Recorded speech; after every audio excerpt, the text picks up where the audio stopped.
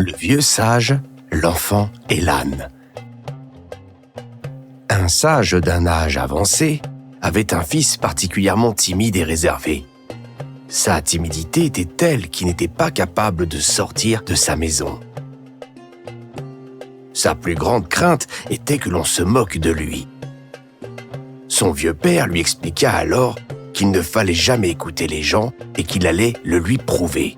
« Demain, lui lança-t-il, tu m'accompagneras au marché. » Tôt de bon matin, ils quittèrent la maison, le vieux sage installé sur le dos de son âne et son fils marchant à ses côtés. Quand ils arrivèrent sur la place, des marchands ne purent s'empêcher de murmurer. « Regarde cet homme, il n'a aucune pitié. Il est tranquillement installé sur le dos de son âne et force son fils à marcher. » Le sage dit alors à son fils, « Écoute bien leur réflexion. Demain, tu viendras avec moi au marché. » Le second jour, le vieil homme et son fils firent exactement le contraire. Le jeune homme monta sur l'âne et le vieil homme, quant à lui, marcha à ses côtés.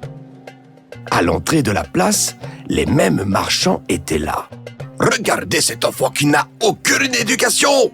Il se repose tranquille sur le dos de l'âne alors que son pauvre père doit se traîner dans la poussière. Si ce n'est pas malheureux de voir pareil spectacle! » « Tu as bien entendu, » dit le père à son fils. « Nous reviendrons demain. » Le troisième jour, lorsqu'ils quittèrent la maison, ils étaient tous les deux juchés sur le dos de l'âne. À l'entrée de la place, les marchands laissèrent éclater leur indignation. « Quelle honte! Regardez ces deux-là! Faire souffrir cette pauvre bête! Ils n'ont donc pas de pitié !» Le cinquième jour, ils arrivèrent au marché en portant l'âne sur leurs épaules. Les marchands éclatèrent de rire. « Regardez ces deux fous qui portent leur âne au lieu de le monter !» Ainsi, le sage conclut. « Vois, mon fils, quoi que tu fasses dans la vie, il se trouvera toujours des gens pour te critiquer.